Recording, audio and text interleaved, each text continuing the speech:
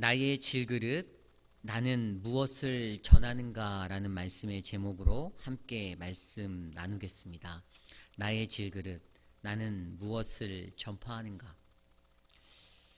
복음에 있어서 복음을 전하는 것, 그때 많은 고민을 하게 됩니다. 어떻게 복음을 전해야 그것이 바로 하나님이 말씀하시는 성경적인 복음인가. 과연 어떻게 복음을 전하는 게 가장 효과적인 하나님이 원하시는 방법일까요? 세상의 수많은 교회들은요, 복음을 전하기 위해서 다양한 프로그램 또 다양한 물질력 이런 것들을 동원하기도 합니다. 또 교회가 가지고 있는 여러 가지 장점들을 사용하여서 우리 교회가 복음을 잘 전할 수 있는 그러한 곳이 되기 위해서 노력하기도 합니다.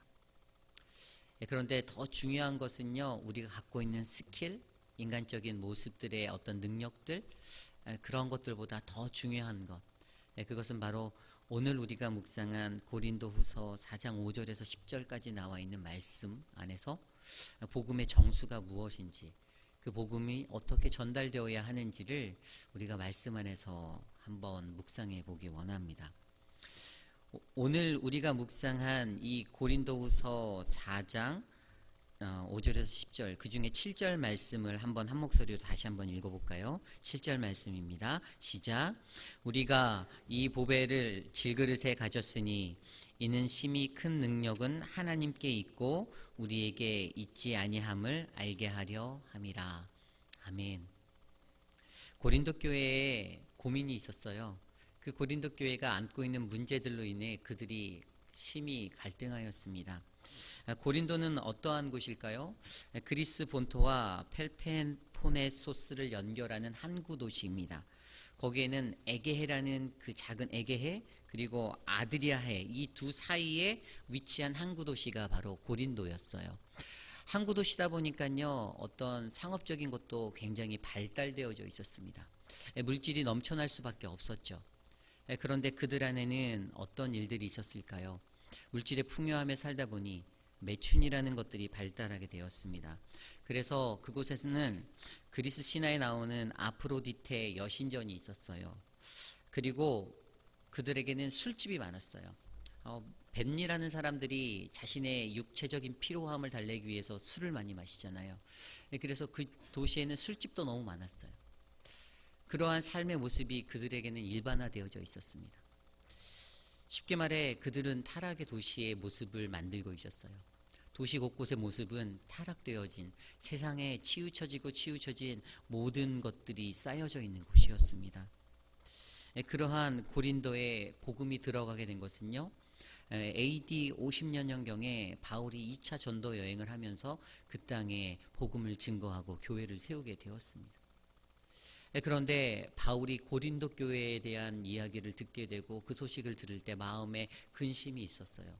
그들이 안고 있는 이러한 문제들, 그리고 고린도 교회에도 소동이 여기저기서 일어나게 되는 거예요.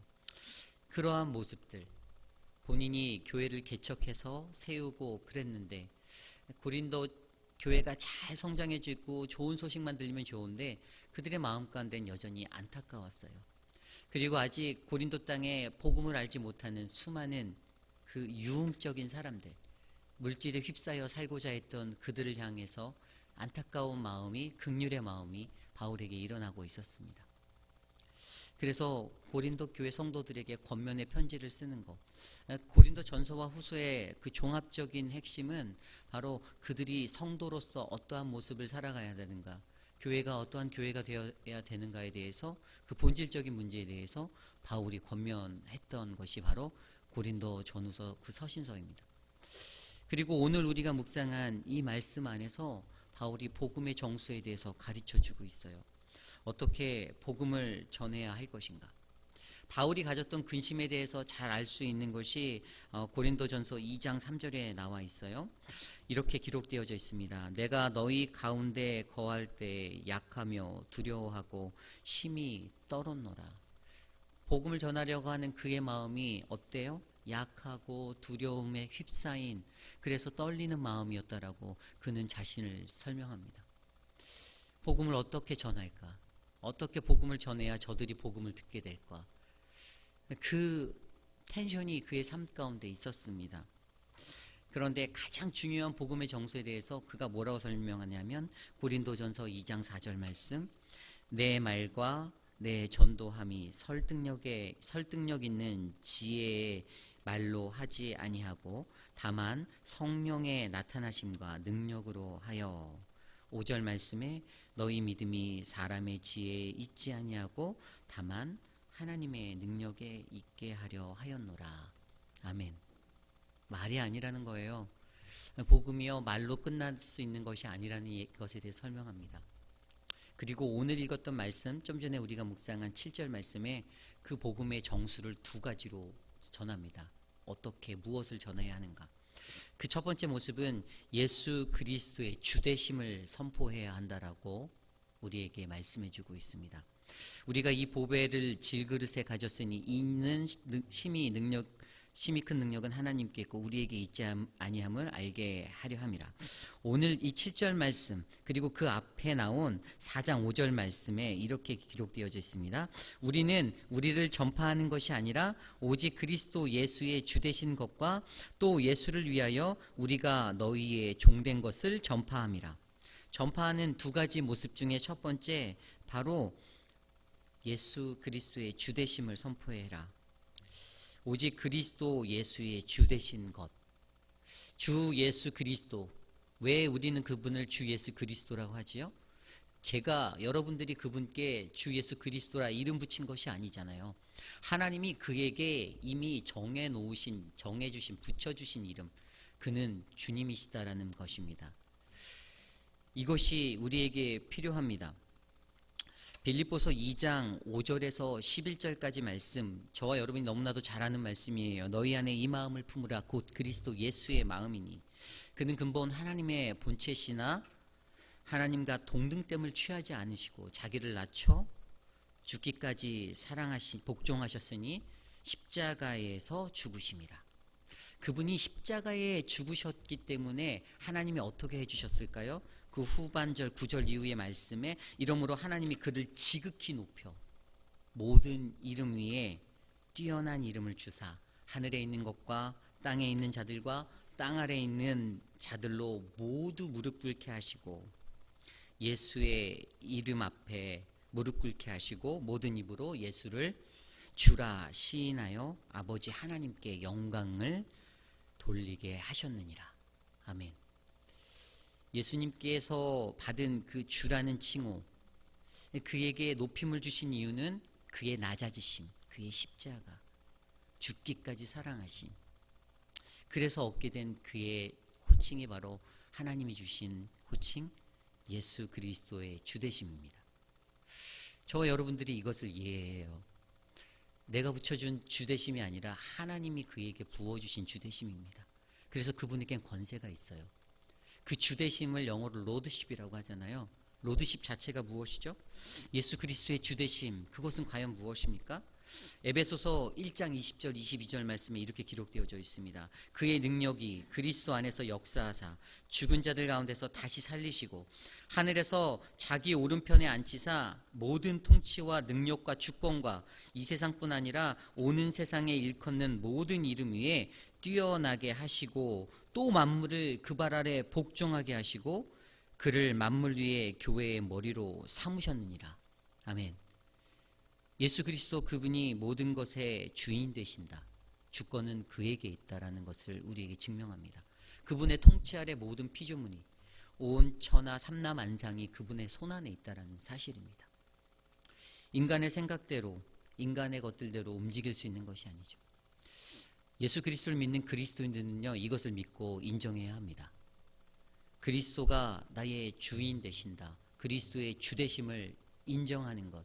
그리고 그것을 선포하고 전파하라라고 아까 우리가 묵상한 5절 말씀에 바울이 설명하였지 않습니까? 바울이 고린도 교회 성도들에게 말하는 겁니다. 복음을 전할 때에 우리는 우리를 전파하는 것이 아니라 오직 그리스도 예수의 주되신 것과 그것을 선포하라고 설명하셨어요. 그렇게 알려주셨어요. 그렇게 된다면 이것을 위해서 우리에게 필요한 것은요, 우리 안에 우리의 고백이 있어야 되지 않겠습니까? 복음을 전하는데 예수 그리스도를 주라 시인하지 못하고 고백하지 못하고 인정하지 못하는데 어떻게 그분을 전할 수가 있습니까?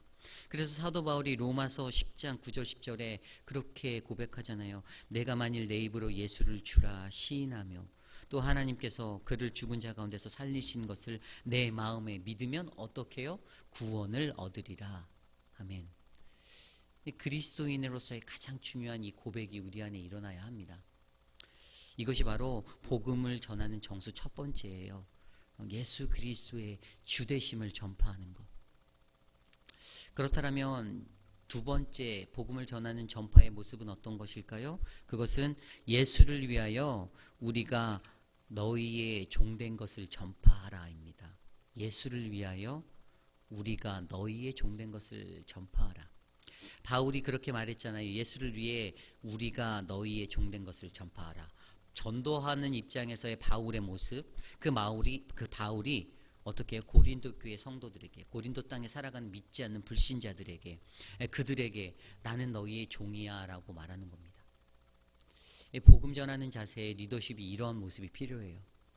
이 리더십이 되면요, 어깨에 힘이 들어갈 수 있어요. 사람이기 때문에. 근데 어깨에 힘이 들어가면 안 됩니다. 더 숙여야 합니다. 벼는 익을수록 고개를 숙이는 원리를 가지고 있잖아요. 그것이 리더십에게 적용이 되어야 돼요. 복음을 전하는 자세에 이 겸손함이 없으면요, 그가 전하는 입술의 말, 그것은 그냥 입술의 말이 될 뿐입니다. 그것이 진짜 행동으로 삶에서 드러났을 때 어떻게 해요? 그 복음이 능력이 됩니다. 그래서 이것이 중요한 거예요. 예수를 위하여 우리가 너희의 종이 되었다라고 바울이 말합니다. 바울이 그 땅에 가장 먼저 복음을 전했을 때 내가 전했으니까 내가 1등이고 내가 갑이야, 이게 아니에요. 나는 너희의 종이야. 내가 너희를 위해, 너희의 복음의 성장을 위해, 너희의 신앙의 영적 성장을 위해, 성숙을 위해 나는 너희에게 종이 되겠어, 이것이죠. 제가 예전에 카자흐스탄에 한 2년 정도 선교 훈련을 받으러 나가 있었던 적이 있습니다. 자비랑 선교 CCC를 통해서 나갔는데요. 그때 제가 선교사님들을 보면서 느낀 게 있어요. 많은 선교사님들의 사역이 있는데 한인 선교사들이 그 카자흐스탄에서 가지고 있었던 몇몇 분들이 가지고 계셨던 오류는 자기가 갑이 되고 주종의 관계로 현지인들을 세우려고 하였다라는 사역들을 많이 보게 되었어요. 그러니까 본인의 능력치 이상으로 그 사람을 길러내겠다, 양육하겠다의 마음이 있으면 더 풍성하고 멋진 사역이 일어날 수 있는데, 그들이 갖고 있는 그 리미테이션, 제한은 그 선교사님이 모든 것을 다 지휘하고 총괄해서 그분만큼의 것으로 이끌어내지 못한다는 거였어요. 그래서 본인이 다 매니지먼트하고 본인이 이끄는 것. 다른 현지인들이 그보다 더 뛰어난 언어 능력이 있고 실력이 있어도 한국 선교사들이 많이 범하는 실수가 그것이라고 저는 제 눈에 보였어요. 그렇다면 예수를 위해 복음을 잘 전하기 위해서는 어떻게 될까요? 올바른 리더십은 그 리더십을 두각하고 나타내고 가장 내세우는 자리가 아니라 바울이 설명한 것처럼 종의 자리에, 가장 낮은 자리에 그렇게 내려가는 모습의 것들이죠. 그래서 이러한 것들을 통해서 어떻게 해요? 복음이 그 땅에 잘 세워져 가도록 우리가 노력해야 한다는 사실입니다. 우리 교회에서도요, 그러한 복음이 일어나길 원해요. 그 복음은요, 내가 이렇게 복음을 전하니 너희들은 내 지시를 받아야 돼, 내가 너희들을 이끌 거야, 이런 마음이 아니라 오직 성령 안에서 그리스도만을 전하고 그 결과는 하나님께 맡기는 역사, 그 믿음의 역사가 우리들 안에 세워져 가야 한다는 것이죠. 이것이 바로 사랑하는 저와 여러분, 우리에게 부어주시는 하나님의 올바른 복음자의 모습입니다. 과연 저와 여러분은 어떻습니까? 우리는 예수를 위하여, 예수 그리스도를 위하여 우리가 다른 이들에게 종된 그러한 자의 모습으로 살 수 있다라고 여러분들 결단을 하십니까?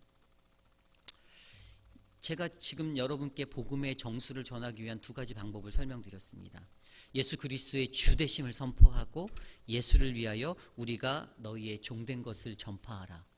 복음이 전파될 때는요, 우리 교회가 좋아요, 우리 교회 너무 아름다워요, 우리 교회 목사님이 끝내줘요, 뭐 이런 것들, 우리 교회에 이런 것도 있고 이런 것도 있고 막 이것들이 아니에요.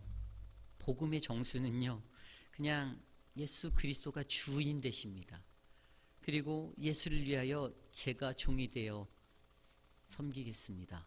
이 두 가지 사실만 전파되면요, 그것을 듣는 많은 사람들이 그 음성을 듣고선 내가 예수 한번 믿어볼까? 내가 교회 한번 가볼까? 이렇게 끌리게 된다는 사실입니다. 이것들을 고민할 때 내가 내 힘으로 이것들을 감당할 수 없잖아요. 내가 이것들을 할 수 없다라고 느끼잖아요. 그런데 하나님이 우리에게 용기를 주셔요. 그것이 아까 우리가 묵상했던 7절 이후의 말씀이에요. 우리에게 보배의 질그릇이 있다라고 말씀하십니다. 우리에게 있는 보배의 질그릇이 있답니다. 인간은 누구나 자신만의 그 그릇들을 가지고 살아가요. 그래서 가끔씩 얘기하잖아요. 어떤 사람이 조금 못한 모습을 볼 때는 저 사람은 저거밖에 그릇이 안 되라고 말하잖아요. 인간은 누구에게나 그릇이 있어요. 제게는 저에 맞는 제 분량의 그릇이 있고, 여러분들에게는 하나님이 주신 여러분들 분량의 그릇들이 있습니다. 그런데 그 그릇을 어떻게 우리가 담아내느냐가 내 삶의 모습이 되는 거예요. 무엇을 담겠습니까? 내 삶의 그릇에, 제 그릇 안에 제가 좋아하는 세상적인 것들을 가득가득 담아서 그렇게 살아간다라면 그냥 세상 속에서 뛰어난 사람은 될 수 있어요. 기술적으로 높은 사람은 될 수가 있습니다. 그런데 하나님의 사람으로, 복음의 준비자로, 복음을 증거하는 사람으로 준비되어지지는 못해요. 물론 세상적인 것들도 중요합니다. 그것들을 통해서 복음을 전할 수도 있어요. 하지만 더 중요한 것은 그 안에 예수 그리스도를 담는 우리가 되어야 된다는 것 아닙니까? 그래서 저와 여러분이 고민해야 될 것, 나는 과연 무엇을 담고 이 땅을 살아가는가? 이것이 중요하죠. 바울이요, 자신의 삶 속에 사울의 인생을 살았을 때 다메섹상에서 예수를 만나고 그가 변화된 이후의 그 삶 가운데 그가 자신의 삶을 주께로 초점하여 나는 오직 이 복음을 전하기 위해 내 삶을 드리겠다, 죽음까지 각고하고 그의 삶을 다름질하였을 때 그가 어떻게 나아갔습니까? 우리가 잘 아는 갈라디아서 2장 20절 말씀, 내가 그리스도와 함께 십자가에 못 박혔나니 그런즉 이제는 내가 사는 것이 아니요 오직 내 안에 그리스도께서 사신 것이라. 이제는 내가 육체 가운데 사는 것은 나를 사랑하사 나를 위하여 자기 몸을 버리신 하나님의 아들을 믿는 믿음 안에서 사는 것이라. 아멘. 믿으십니까? 우리의 질그릇에 이것이 담겨야 합니다. 내가 사는 것, 나를 위해서 십자가에 달려 돌아가신, 우리가 사순절을 보냅니다. 그리스도의 십자가의 그 길을 우리가 묵상하고 있습니다. 예수님이 걸어가신 그 길들을 바라봅니다. 그러면서 우리의 삶 가운데 이러한 예수 그리스도가 담기기를 원합니다. 나도 예수님처럼 Christ likeness, 예수님같이 살아내는 것. 그러면 예수님처럼 어떻게 해요? 희생하고 사랑하고 섬기고, 그 삶이 우리 안에 일어난다면 어떻게 해요? 복음의 정수, 그 일들이 놀랍게 폭발적으로 우리 안에 일어날 수 있습니다. 사랑하는 우리 회빛 한장로교회, 큰 복음을 꿈꾸십니까? 복음의 부흥을 꿈꾸십니까? 어떻게 해야 할까요? 저와 여러분이 이 복음의 정수의 삶을 살아야겠죠. 나의 질그릇 안에 십자가를 짊어지신 예수 그리스도 담고 그렇게 예수님 가신 그 길 따라 천천히 우리가 나아가야 하지 않겠습니까? 저는 오늘 이 하루를 시작하며 저와 여러분들이 이러한 마음의 로드십을 갖고 또 이러한 마음의 헌신과 섬김의 종된 모습을 가지고 나아가시기를 간절히 소망합니다. 하나님이 우리 안에 함께 하십니다. 내 힘으로 하는 것이 아닙니다. 하나님이 성령으로 우리에게 은혜 주십니다. 그러한 은혜가 우리의 삶 가운데 충만하기를 간절히 소망합니다. 오늘 주신 말씀을 놓고 함께 기도하기 원합니다. 하나님, 복음의 정수, 그것을 위해 과연 나는 무엇을 전하고 있습니까? 나의 질그릇은 무엇입니까? 하나님, 내가 내 질그릇을 돌아보게 하여 주십시오. 내 안에 예수 그리스도의 그 질그릇으로 내 질그릇을 가득 채울 수 있도록 하나님 은혜를 내려 주시옵소서. 주님께서 나에게 채우신 그 질그릇으로 나를 통해 오늘 하루의 삶 가운데 내가 만나는 영혼들에게 주님을 고백하고 주님을 전하고 복음을 나누고, 사랑하는 내 가족들에게 그 복음을 전해 우리의 자녀들이 내 남편이, 믿지 아니하는 주변의 모든 이웃들이 하나님 만날 수 있도록 우리 함께 그렇게 기도하겠습니다. 기도드리겠습니다.